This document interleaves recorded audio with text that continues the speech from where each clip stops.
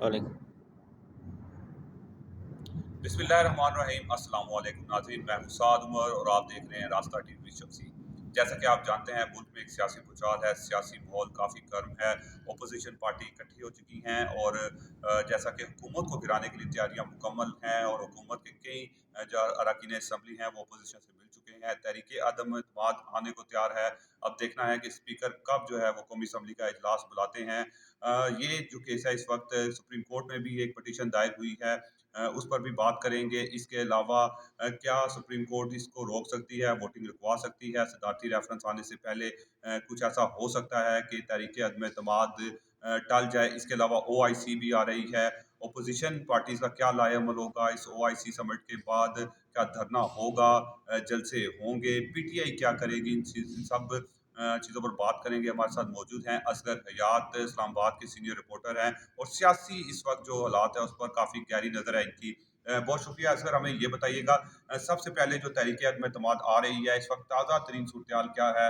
Supreme court क्या कर सकती है, रोक सकती है कि नहीं रोक सकती? क्या दायरा इख्तियार है सुप्रीम कोर्ट का? क्योंकि ये एक आइन में इजाज़त है कि वज़ीर आज़म के खिलाफ तहरीक अदम एतमाद लाई जा सकती है। जी, सुप्रीम कोर्ट में जो दरख्वास्त दायर की गई है वो इम्पोर्टेंट है। उसमें सुप्रीम कोर्ट बार की जानिब से दरख्वास्त दायर की गई है और तमाम जो सियासी पार्टियों हैं उनको सुप्रीम कोर्ट ने तलब किया है, नोटिस जारी किया है। उसके बाद सुप्रीम कोर्ट ने ये कहा है कि अगर ये मामला होता है कि ये सदारती रेफरेंस आता है तो उसको इसके साथ क्लब किया जाएगा, यानी कि उसकी भी समात होगी। अब सुप्रीम कोर्ट सदारती रेफरेंस की भी अगर समात करता है जिसमें आर्टिकल 63A की तशरीह का मामला होता है, तो उसमें सुप्रीम कोर्ट के पास दो तीन ऑप्शन हैं।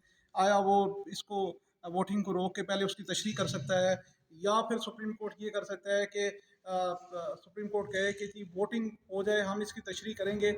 लेकिन जो कानूनी माहिरीन है उनका ये कहना है कि सुप्रीम कोर्ट वोटिंग रोक नहीं सकता।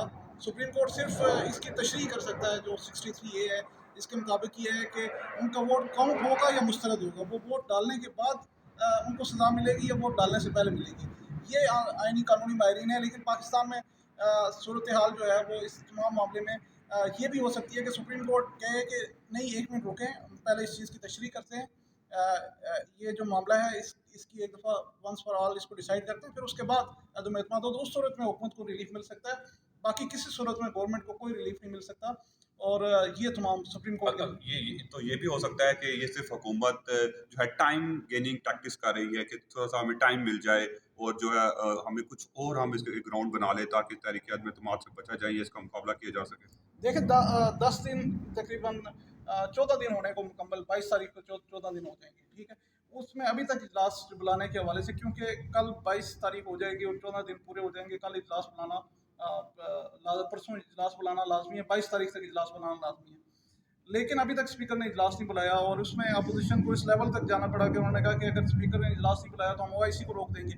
तो ये हुकूमत की तरफ से तो पूरी कोशिश है कि किसी तरह करके इजलास को डिले किया जाए, किसी तरह करके मेम्बरान जो टूटे हुए हैं उनको वो किया जाए, या इत्तेहादियों को बनाने की कोशिश की जाए, या जहांगीर सिंह और अलीम खान के साथ मुज़ाकरात जो है वो फाइनल कुछ किए जाएँ, ताकि अब ये कहा जा रहा है कि गुज़िश्ता रोज़ मुलाकात हुई है, उसमें इमरान खान जो है वो उस्मान बुज़दार को भी तब्दील करने के लिए राज़ी हो गए हैं। तो कोई ग्राउंड बनाने की कोशिश की जा रही है, लेकिन अपोजिशन इस तमाम मामले में बज़ीद है। और कल जो धमकी उन्होंने दी है उसके बाद आज स्पीकर ने इजलास बुलाया है जिसमें ये फैसला होगा कि कुछ करीबी जो साथी हैं उनका इजलास बुलाया, जिसमें ये फैसला होगा कि अदम एतमाद के हवाले से जो इजलास है कब बुलाया जाए। अच्छा, ये भी बता दें कि बड़ी आज खबर चल रही है शहर इक़्तिदार में कि वज़ीर आज़म इमरान खान इस्तीफ़ा भी दे सकते हैं और कुछ ऐसी खबरें हैं कि कुछ सेटलमेंट हो जाए कि इमरान खान हुकूमत छोड़ दें और PTI की गवर्नमेंट रहे, लेकिन इमरान खान को जाना पड़े और उनका मुतबादिल कोई वज़ीर आज़म बना दिया जाए और अपोजिशन जो है वो एज़ इट इज़ रहे और 1.5 साल की जो गवर्नमेंट है वो हुकूमत ही करे, PTI गवर्नमेंट पूरी करे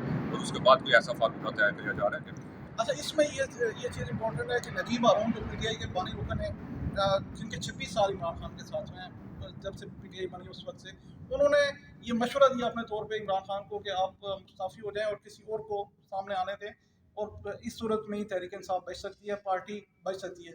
उन्होंने उनसे कल मेरी बात भी हुई, उन्होंने कहा कि मैंने अपनी तरफ से ये मशवरा दिया है, अल्लाह ताला चाहे तो किसी के अकल में ये डाल सकता है कि ये चीज़ हो सकती है, क्योंकि इस वक्त PTI की बका को बड़ा संगीन खतरात लायक हैं कि अगर पार्टी फंडिंग केस का फैसला होता है इस तरीके अदम एतमाद के बाद और PTI के लोग आज़ाद हो जाते हैं, तो वो फिर अगर PTI इस सूरत में धड़ेबंदी का शिकार है और अगर लोग आज़ाद हो जाते हैं तो तो फिर उसके बाद क्या सूरत हाल होगी? बड़ी तादाद में लोग ज़ाहिर है माइग्रेट करेंगे। असगर इसके लिए इसका ये भी तो है ना कि अभी जो अपोजिशन अगर मिल जाती है गवर्नमेंट उनको टर्म भी हो जाए, फिर वो 6 माह और भी ले ले, तो वो तो एक अपने ही गले मुसीबत डाल रहे हैं, क्योंकि महंगाई का बोझ है, अवाम पहले ही महंगाई की चक्की में पीस रहे हैं, तो वो तो सारा पीटीआई जब इनके पास आ जाएगी गवर्नमेंट, तो वो तो आखिर 1.5 साल ही हमारी जो तारीख है वो याद रखा जाता है, जो हमारी अवाम है वो पिछले दिन तो भूल जाती है।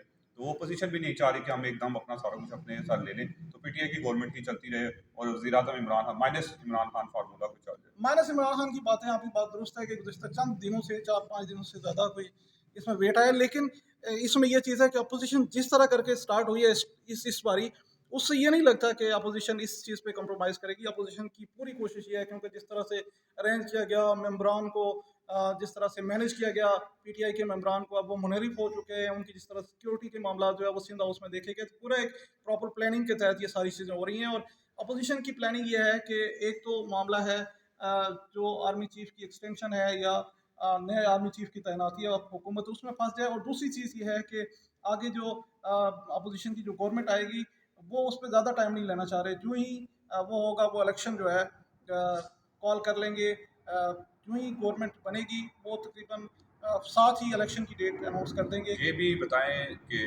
चले ये तो शहर इक़्तिदार हो गया, जो पाकिस्तान का इस वक्त जो सियासी हब है पंजाब, सूबा पंजाब, उसमें भी तब्दीली की बातें हैं। ज़ाहिर है उस्मान बुज़दार साहब को घर जाना पड़ेगा, उसमें भी कुछ तय हो रहा है।